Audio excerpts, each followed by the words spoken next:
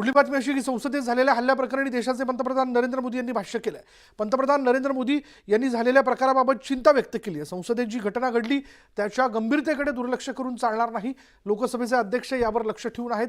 तसंच त्यांनी आवश्यक त्या सर्व उपाययोजना राबवल्यात असं मोदी म्हणाले. दरम्यान तपास यंत्रणा ही अतिशय कसून या प्रकरणाचा तपास करतात आणि या घुसखोरीमागे कोण आहे आणि त्याचा उद्देश काय आहे हे जाणून घेण्यासाठी या प्रकरणाच्या खोलात जावं लागणार असल्याचंही त्यांनी यावेळी नमूद केलं. अशा घटना ज्यावेळी घडतात त्यावेळी शक्यतो अशा वादप्रतिवाद जे आहेत ते टाळले पाहिजेत असंही पंतप्रधानांनी स्पष्ट केलं. एका वृत्तपत्राला दिलेल्या मुलाखतीत त्यांनी या घटनेवर भाष्य केलं.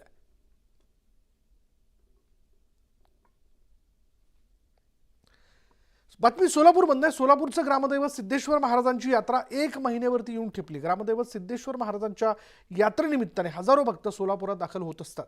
सोलापुरातील नंदीध्वज मार्ग होम मैदानाच्या दुरुस्तीचं काम सुरू आहे.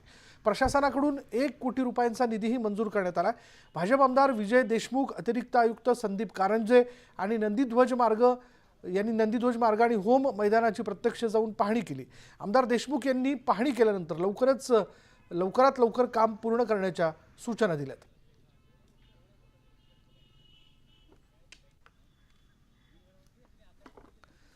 या घडामोडीनंतर महाराष्ट्र अनलिमिटेड या बुलेटिनमध्ये इथेच थांबणार आहोत. पहा फक्त न्यूज 18 लोकमत.